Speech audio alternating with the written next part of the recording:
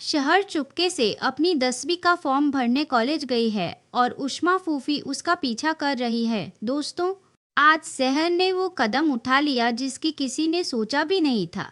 सीधी बात करे तो अब शहर को समझ आ गया है कि घर में कौन उसका अपना है और कौन सिर्फ दिखावा करता है। जिस घर को उसने दिल से अपनाया, वहीं उसके खिलाफ बातें हो रही थी। पलंग के नीचे छिपकर उसने जो सुना, उससे उसकी पूरी दुनिया हिल गई।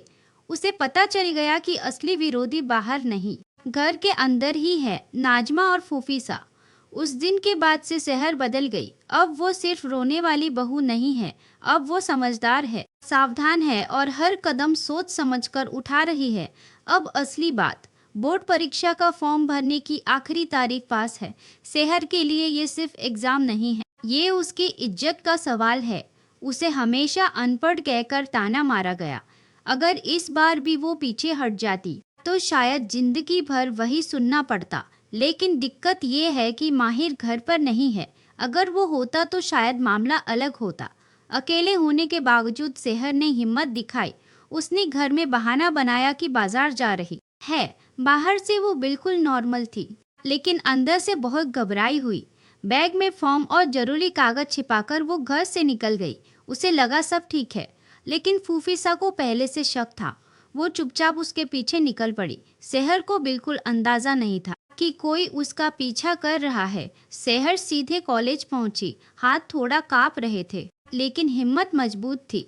उसने काउंटर पर जाकर फॉर्म जमा किया, फीस दी और रसीद हाथ में ली। उस पल उसे लगा कि उसने अपनी जिंदगी की पहली बड़ी जीत हासिल कर ली। लेकिन बाहर खड़ी फूफीसा सब देख चुकी थी। उनके चेहरे पर गुस्सा नहीं, बल्कि एक हल्की सी मुस्कान थी। अब उनके पास सबूत था। वो इस बात को बड़ा मुद्दा बना सकती है। परिवार की इज्जत, बहू की मर्यादा और भरोसे का सवाल खड़ा कर सकती है।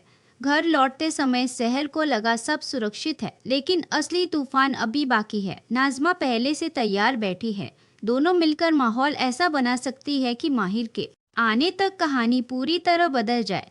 फिर भी एक बात साफ है, शहर अब कमजोर नहीं है। उसने फॉर्म भरकर दिखा दिया कि वो अपने लिए खड़ी हो सकती है। अब देखना यह है कि माहिर किस पर भरोसा करेगा। सच सामने आएगा या इस फॉर्म को ही उसके खिलाफ हथियार बना दिया जाएगा। तो बताइए, क्या शहर ने सही किया